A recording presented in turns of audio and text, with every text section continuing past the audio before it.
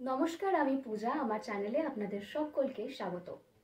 আজ আমরা কোথাও ঘুরবো না, বরং আজ আমি আপনাদের সঙ্গে শেয়ার করব আমার ভীষণ প্রিয় একটা খাবারের রেসিপি, আর সেটা হলো পাস্তা।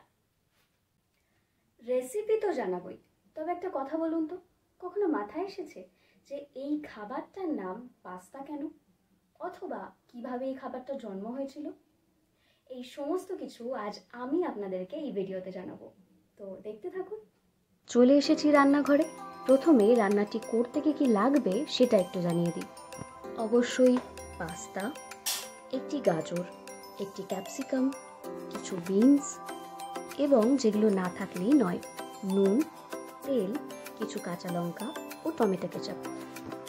এবার সবজিগুলোকে প্রথমে ছোট ছোট করে কেটে নেব। পাস্তা আসলে একটি বিদেশি খাবার। অনেকেই জানেন এটি মূলত একটি ইতালীয় খাবার, তবে এই পাস্তার জন্ম কিন্তু হয়েছিল চীনে। পাস্তার আবিষ্কার ঠিক কোন সময় তা নিয়ে নানা মুনির নানা মত রয়েছে। জানা যায় বিশ্বের অন্যতম ভ্রমণকারী মার্কো পোলো চতুর্দশ শতাব্দীতে চীন ভ্রমণের সময় পাস্তা আবিষ্কার করেন। আমি এখানে দুটো আলু অ্যাড করেছি, আপনারা চাইলে আলুটা বাদ দিতে পারেন। এটা দিলে পেটটা অনেকক্ষণ ভরাও থাকে আর খেতেও আমার বেশ ভালো লাগে। কথা বলতে বলতে এইদিকে আমার সবজি কাটা একেবারে কমপ্লিট। এবার প্রথমেই পাস্তাগুলোকে সেদ্ধ করে নেব। জলে একটু তেল মিশিয়ে দিলে জানেন তো পাস্তাগুলো লেগে যায় না, ঝুড়ো ঝুড়ো থাকে। খাদ্য ইতিহাসবিদদের মতে ত্রয়োদশ শতাব্দীতে ভূমধ্যসাগরীয় ব্যবসার মাধ্যমে ইতালিতে পাস্তার আগমন ঘটে। তখনকার দিনে পাস্তা দেখতে ছিল অনেকটা লম্বা চাপটা নুডলের মতো। সেই সময় পাস্তা তৈরি করে কাঠের লম্বা লম্বা তারে শুকনো হতো এবং সেই টাটকা পাস্তাই সকলে প্রাণ ভরে খেত। পরবর্তীকালে ব্যস্ত জীবনকে সহজ করতে এবং বাণিজ্য করতে পাস্তা প্রক্রিয়াজাত করে প্যাকেটজাত করা হয়। অন্যদিকে আরেকটি পাত্রে আমি সবজিগুলোকে একটু সেদ্ধ করে নেব। এবার কড়াইয়ে পরিমাণ মতো তেল দিয়ে তাতে কেটে রাখা আলুগুলোকে ভালো করে ভেজে নিতে হবে।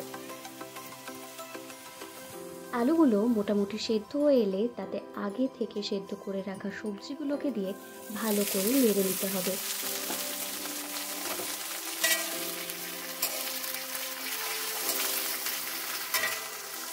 এরপর একে একে ম্যাগি মশলা, সস ইত্যাদি দিয়ে ভালো করে নেড়ে সেদ্ধ করে রাখা পাস্তাগুলিকে দিয়ে দিতে হবে। তারপর স্বাদ মতো নুন দিয়ে ভালো করে নেড়ে নিলেই আপনার পাস্তা একেবারে রেডি।